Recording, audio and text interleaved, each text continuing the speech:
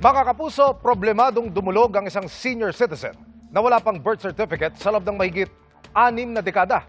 Hindi niya tuloy makuha ang inaasahan niyang benepisyo. Pina-aksyonan niyan sa inyong Kapuso Action Man.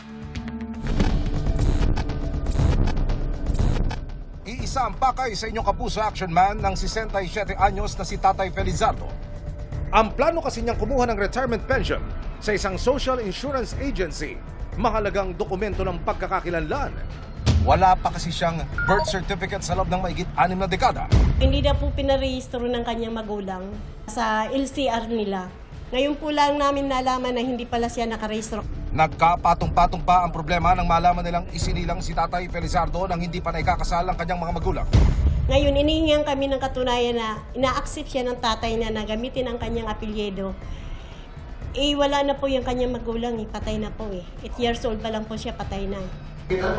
Nadismaya po.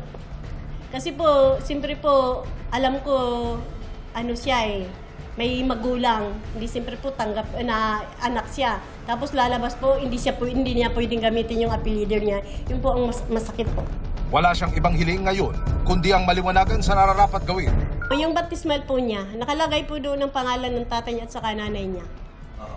Yun lang po ang Tapos, lahat naman po sa mga kapatid niya, yung panganay niya, lahat po ginagamit naman po yung sa tatay niya.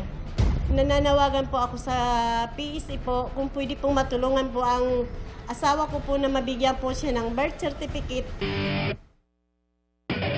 Sa pagdulog ng inyong Kapuso Action Man sa Philippine Statistics Authority o PSA, ipinaliwanag nilang dapat makapagpasa ng katunayan para magamit ni Tatay Felizardo ang apelyido ng kanyang ama.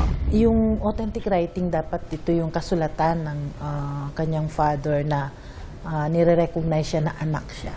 Pero paano ang late registration kung matagal nang sumakabilang buhay ang kanyang mga magulang? Since wala siyang proof of recognition, maaari po siyang i-register under the surname of the mother. And then later, to petition na lang po sa court para may erase yung kanyang status from non-marital child to a legitimated child. Yan po yung proseso. So instead na mag-file ng recognition through yung acknowledgement at kailangan yung authentic writing, since kasal naman po yung parents po niya, maaari po siyang mag-file ng legitimation, pero sa korte na po ito idudulog. Sa ngayon ay inaasikaso na ni Tatay Felizardo ang pagpapadelayed birth registration sa tulong ng PSA.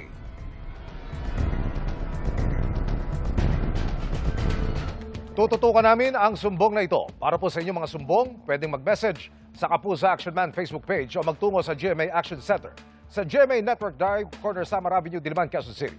Dahil sa namang reklamo, pang-abuso o katiwalian, tiyak, may katapat na aksyon sa inyong Kapuso Action Man.